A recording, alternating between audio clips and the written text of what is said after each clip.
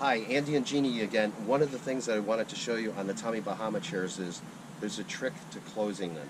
And so the woman at the Tommy Bahama store explained how to do it. On the Costco chairs and on the Tommy Bahama chairs, if you try and do this, they will not close. All right? What you need to do is flip them over, give it a quick push like that from the bottom, and then you could go ahead, collapse it, put your straps on, and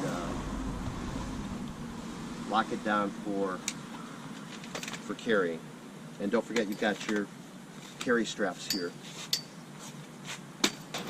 Same thing on the store Tommy Bahama chair. It won't close this way. Flip it upside down, give it a quick push in like that, put it together.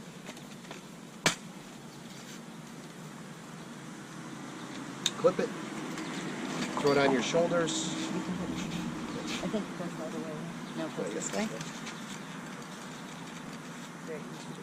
Then you're good to go. And you can tuck this pocket in here too. So there you go.